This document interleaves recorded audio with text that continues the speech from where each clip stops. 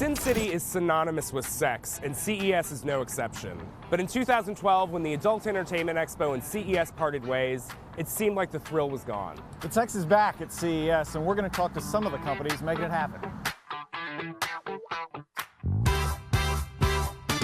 I'm Chris.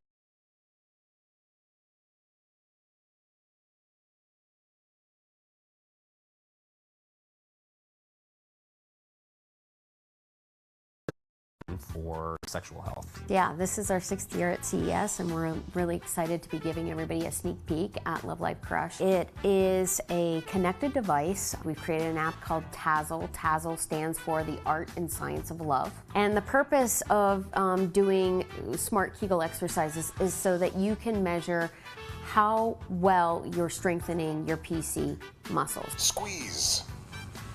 Relax. It can measure your endurance, it can measure your maximum strength, or your controllability, so you can track that over time and hopefully improve and make those muscles stronger. When you exercise your pelvic floor muscles and strengthen that muscle, it can result in stronger, more intense orgasms. That's one of the fun benefits. So even if it isn't connected to the app and you just turn it on, if you squeeze it, it will vibrate. So it's telling you that, oh, you're working the right muscles. Right, and it doesn't hurt to have a little vibration. That's right. That's the other thing about this, right? There's a remote control kind of situation going on. If you were here in Las Vegas and I'm in New York, you would actually be able to send me an invitation and say, hey, I'd love to control your vibrator, and I can either say yes or no. That is the future right there. Mm-hmm. That's the future of social networking, y'all. I'm here with Christelle Lecoq from B Sensory. She's the founder, and you actually won an innovation award before even showing up at CES this year. So do you want to tell us a little bit about the device, this award-winning device? You have an app, and you can have some erotic ebooks, so you can choose a story, and when you read and the text blurred, you have to touch the screen and the paragraph, and the little bird wake up and vibrate, and the vibration are in accordance with the story. Okay. What made you decide to come to CES? It's very important for us because we are a young startup. This product is international, so there is no bigger event than the CES. And how many books at this point?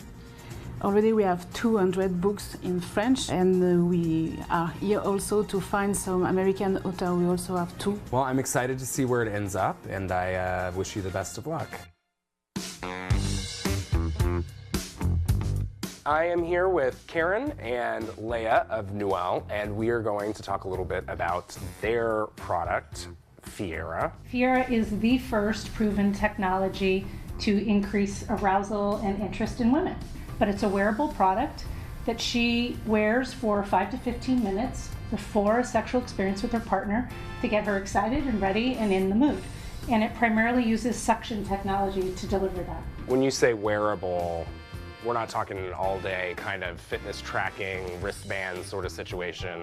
No, wearable in the sense that she wants to have her hands free. Leah, you actually come from a sort of medical background. Yes. How did you get involved in all this? Yeah, so I am an OBGYN. My specialty is actually female sexual medicine. And we know that there's this enormous group of women, about 53 million women in the United States who have a sexual concern. That's huge. So they came to me and said, we have this idea. We really want to be able to simplify the approach to enhancing a woman's sexual function. It's refreshing to see a product that actually looks to fix an existing problem, because we see so many products at CES that are ridiculously out there and really not trying to fix anything, right? So No, we started with the need and then developed the right technology to meet that need. This isn't a technology looking for a home. Right.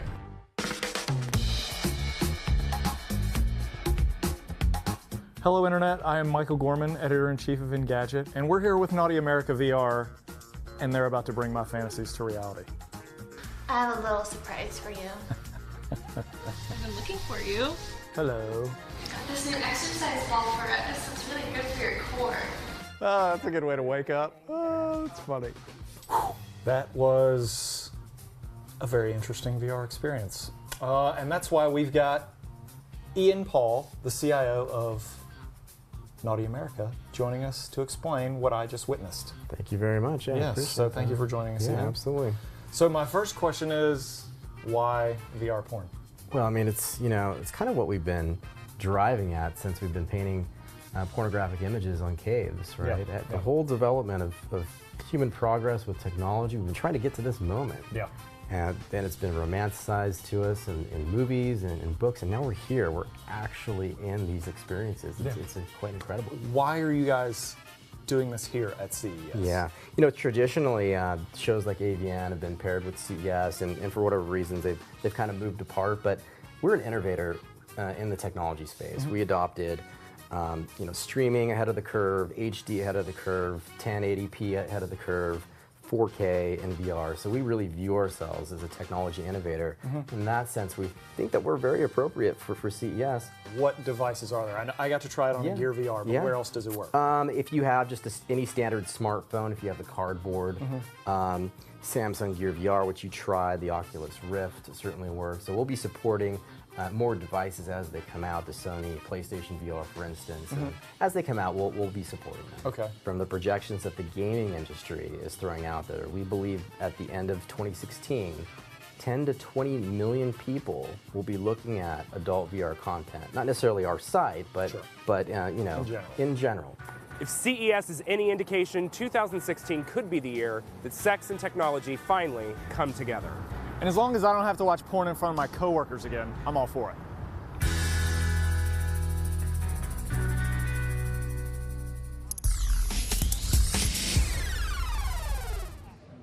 Hello, Las Vegas. We're back live from the Engadget stage at CES 2016. Alas, this is the final episode of After Hours. Wah, wah. But, and don't worry, I'm going to introduce y'all. But first, I think we should all have a little cheers. Cheers. And what are we drinking, Michael? So this is a Luc Belaire French sparkling rosé. Fine wine. And it's actually kind of an interesting thing. The company actually is funding crowdfunding projects, so if you want a little bubbly and a little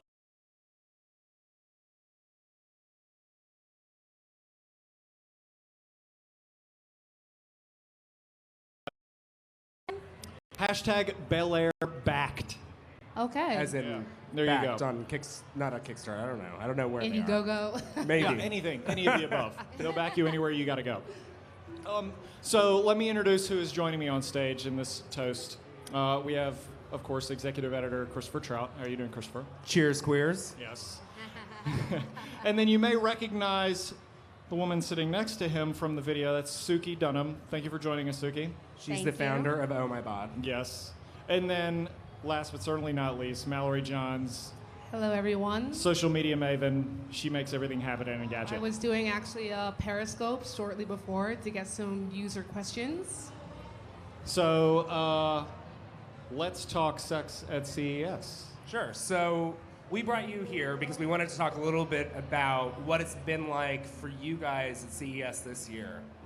Can you tell us a little bit about what the reception's been like for Oh My Bod and Love Life Crush? It's actually been really fabulous. So this is our 6th year here at CES. Our first year here was a little different than this year. Our first year, people would walk by us and kind of look at us cross-eyed, like, what are you doing here? And now we are welcome with open arms, and people are really interested in what we're doing and are understanding our messaging and what we're all about. We've always been about where sex and tech come together. And so, yeah, it's been a really positive show. Yeah, and it's clear that there's, that's expanding. I think what we were talking about when we shot the video was that when you came here for the first time, you were probably one of the only sex-related tech companies. And it wasn't necessarily the easiest thing getting in the beginning, right? No, it wasn't actually.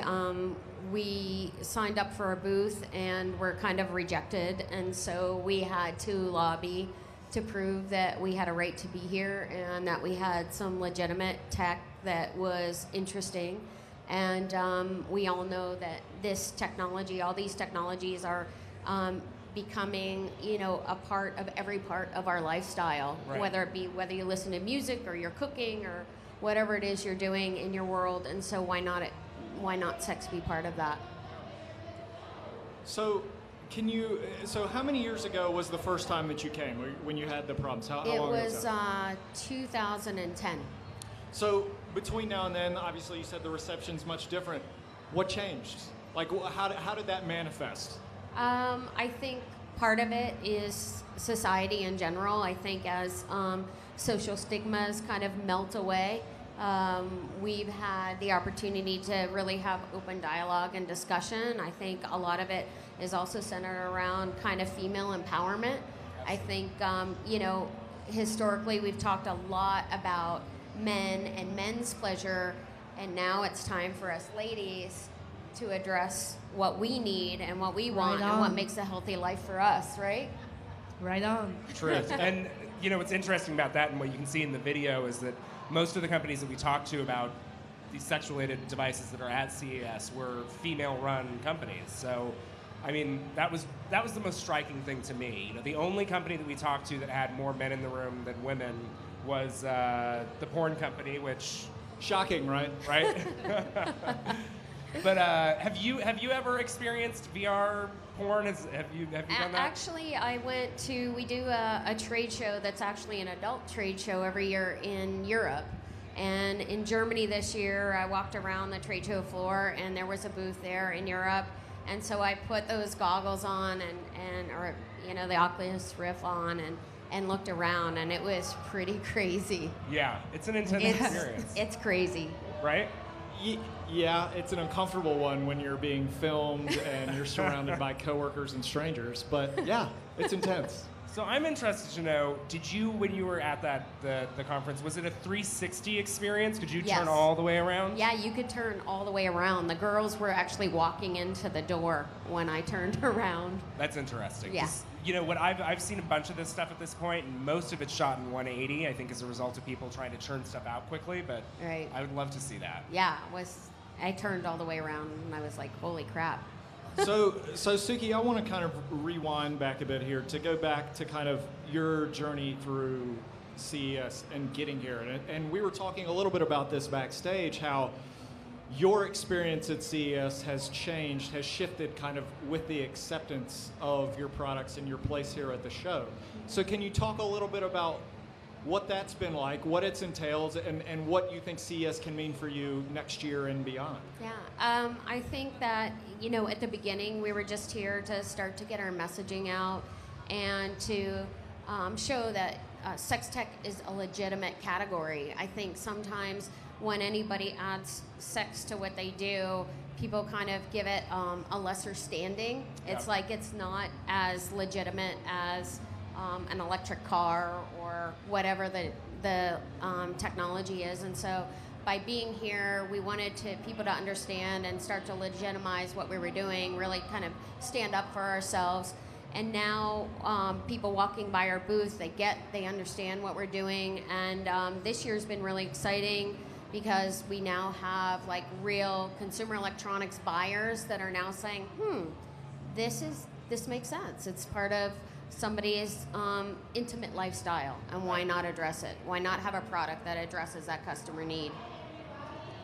That's just amazing. Yeah. That's all I have to say. So I've got one last follow-up for you here. So if you so let's say there's someone watching at home that has some sex technology that they're looking to get into the industry. What advice would you give those people to kind of work your way in? Since you have already kind of paved the way, is there anything out there, any advice you can give those folks? I would say that what we found, or at least the way we run our business, I run this business with my husband, is that that you build a product because you're solving a problem or that there's a need there. You guys, I think, have been talking a lot about there's a lot of tech just for tech. Yeah. And same goes for actually traditionally in the adult pleasure products world. People would enter it because they think, oh, well, it's sex, so sex sells and it's a lot of money. But it's no different than any other startup or small business. Just because it's a sex product doesn't mean that, the money's just raining from the sky. It takes a lot of work, and that people should be ready for what it takes to get a company off the ground. Yeah, and especially a sex company, because we talked about this the other day. You know, I've worked in the adult industry previously, and you run into a lot more problems than maybe you'd expect, right? Like That's finding true. people to take your money even, or to print your flyers, or any of that. Right. So we've run into problems over time. We've had problems raising money, financing, just even normal bank financing. You want to go to your bank, the SBA, the Small Business Administration, won't back a loan to what they call a sex company. Or actually, they use the word prurient business, which I had to look up because I didn't know that term. So that's a legal term. Yeah. Says the lawyer over here. Yeah. I read a lot about that in law school. And we've had accountants, bean counters, that didn't want to do our bean counting for us because of what we do. We've had printing companies that don't want to print our instruction manual, which is very much hey, this is how you turn it off and on, not how you use it. Pretty PG stuff, right? Oh, way G. lower than PG, like G. G-rated. Like, this is how you turn it on, this is how you plug it in, you know. Don't electrocute yourself, whatever. Well, maybe if you called it a back massager like Hitachi did, Right, exactly. it would be a different thing. So, are we into social media territory at this point? Can. Do we have I've any just been questions? reviewing our Periscope stream to find some great questions. Okay. One of the first ones that popped up was, how do you think that virtual reality is progressing in the world of sex tech? You want to take that one, or you want us to? Yeah, you guys have seen it, so. Well, here's the deal. I think, I did a story on this. I went to kink.com and watched them shoot a scene, and also then watched it over lunch with them, which was an awkward experience. But I think the thing is that it can take you to places that you wouldn't normally be able to go as a human being. So I'm going to get a little graphic here, but in this case, there was some extreme anal action that I saw. You were actually almost transported into somebody's butt, like inside Wow. it. It felt as if you were the whole human inside Inner another space. human being's rear, so to speak. I think that definitely answers that question. There's one other thing that I want to add too. There's actually a significant barrier right now, I think, for wider spread adoption, and that's just.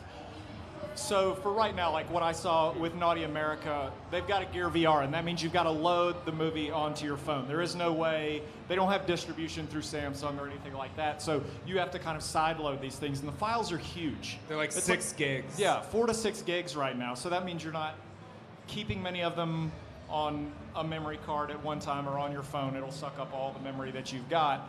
And of course, downloading files that size take a long time. So I think that's a big kind of barrier right now that has yet to be figured out. Like, there's no streaming service that's going to work with that. So this is just like a completely left field idea. So we need like a Snapchat for VR porn then. Some kind of ephemeral content that won't take up any space on your phone. Not a bad idea, Mallory. I think we might have struck on a new $1 million idea. Yeah, she's going to be I will out. cheers She's not to going to be our that. social media anymore. Cheers. There was another really good question that popped up. Let me see if I can get to it. Okay. By the way, Scroll Christopher, did you back. notice my socks? These are my special after-hours socks. Oh, nice. You got Cocktail cocktails socks. on them, I huh? like that. I got these boring zebra socks on. Lame. You know, I've always had tighter sock game than you. There was a really great question about, about that. dopamine resistance in terms of VR porn. Dopamine resistance. Yeah, so... Can you define dopamine resistance?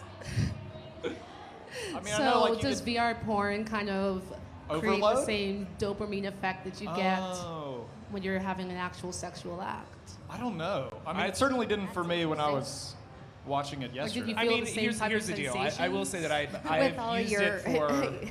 your I've colleagues used it around in you. private, and I don't know. I mean, it's the same experience as watching regular pornography in a lot of ways. I mean, in the human sort of body way, right? Okay. I think when you're talking about the mind and where your mind goes with it, it's a little bit different. It wasn't like an more intense orgasm or anything like that, but it was, it was a different experience for Okay. sure. I think that's what our reader was trying to get at. Yeah. Okay. If the dopamine receptors were twice as high Right. Yeah. with virtual as opposed to real life. A particularly scientific way to put that question. Yes. Yeah. And I'm going to say anecdotally, no. How's that? I'm very impressed with our readers for submitting a question like that. Yeah, very well-read mature. readers. Yeah. We got any more in there? A lot of people want to know about apps and remote-controlled orgasms. I know if you were discussing that with your Kegel app. Do you wanna Yeah, talk about that a so bit? when we launched, we actually have a product that sits on the market today. It's called Blue Motion, so it's a Bluetooth-enabled vibe, and you can connect with your partner remotely. And so if you're here and I'm in New York, like I said, you can control it remotely. And the new Tazzle app that we have that works with Love Life Crush, it's going to work with an entire line of products that will come out roughly at the same time, including like a wearable panty vibe to a G-spot vibrator, and you'll be able to control it remotely as well. And we're adding a lot of fun things to this. It's kind of that goes beyond that. I think I was telling you guys yesterday, the whole idea around Tazzle, the art and science of love, is about keeping intimacy kind of at the forefront of your mind. So if you think about other tech, it's meant to say keep fitness at the top of your mind. Oh, I need to walk this many steps, or I need to watch what I'm eating because I've recorded that I've eaten so many calories today, whatever. And so Tazzle is going to be about keeping intimacy kind of at the forefront, because we all get really busy with our lives and sometimes forget our partners. And I run this company with my husband, and we've been together for 28 years. So, Wow. Congrats. Cheers to that, actually. Cheers. That's Cheers quite to the that. feat. Yeah, and so we're developing an app that will help to keep couples and people that want to be connected, engaged with one another. So it might be something as simple as, I challenge you to cuddle me tonight for 1 hour without your phone anywhere near you. And then the other thing might be that I challenge you to have outdoor sex with me. So, you know, the whole idea of having these kind of different levels of intimacy and just like reminding one another of why you really like one another and being connected. Yeah, the gamification of your sex life, basically. Exactly. Of intimacy. And we should all be able to get down with that. It's good to pay more attention to your partners. We should all be doing that kind of stuff. Yeah. Truth. Yeah. True dat. All right, and on that note, that's all the time that we have for. Thank you all for joining us. There is more to come from Engadget tomorrow, but that's all we've got for today. So thanks, guys. Cheers. Cheers. Cheers. Thanks, guys.